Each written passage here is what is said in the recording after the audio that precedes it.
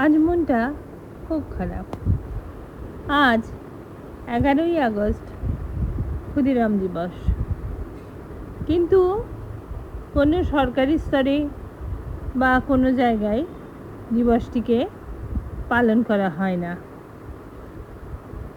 আমিও সকাল থেকে পোস্ট একটা বানিয়ে রেখেছিলাম যে অন্তত আগামী প্রজন্মের কাছে যেন তাকে চেনানো হয়, কারণ সেই সম্মানটুকু তার প্রাপ্য।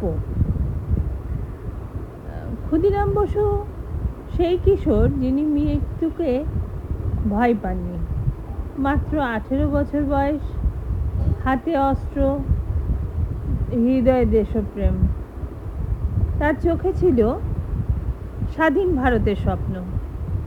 ভাবুন তো, আজকের দিনে 18 বছরের একটি ছেলে কী নিয়ে স্বপ্ন দেখে?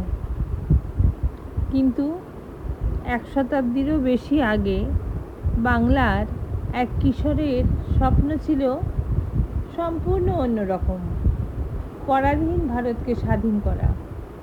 তিনি ক্ষুদিরাম বসু। 1908 সালে ব্রিটিশ শাসনের বিরুদ্ধে বিপ্লবী আন্দোলনের অংশ নেওয়ার অপরাধে ক্ষুদিরাম বসুকে গ্রেপ্তার করা হয়। মুজফ্ফরপুরে কিংসফোর্ডকে লক্ষ্য করে বোমা নিক্ষেপের ঘটনায় সময় তার নাম সামনে আসে। শেষ পর্যন্ত আদালত তাকে মৃত্যুদণ্ড দেয়। মাত্র 18 বছর 8 মাসের এক তরুণ দাঁড়িয়ে গেলেন ফাঁসির মঞ্চে। কিন্তু কি আশ্চর্যের বিষয় হলো জানো? ঐতিহাসিক বিবরণে তার শেষ মুহূর্তের দৃশ্যের কথা বারবার স্মরণ করা হয়।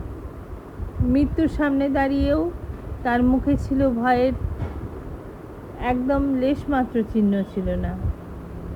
ছিল স্মিত হাসি, ছিল এক অদম্য সাহস। 1908 সালের 11ই আগস্ট মুজফ্ফরপুর জেলে তার ফাঁসি কার্যকর হয়।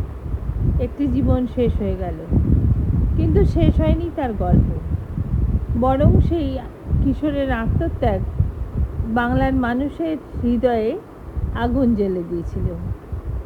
ক্ষুদিরাম আমাদের মনে করিয়ে দেন, স্বাধীনতা কখনো বিনামূল্যে আসে না।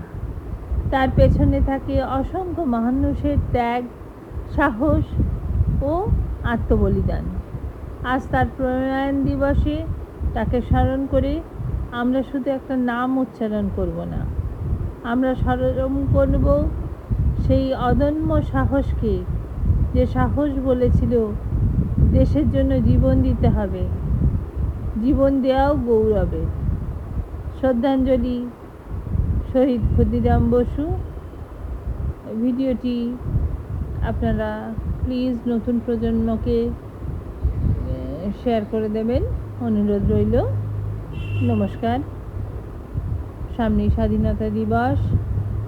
প্রত্যেক দিনই কোনো না কোনো আমাদের শহীদকে নিয়ে আলোচনা থাকবে।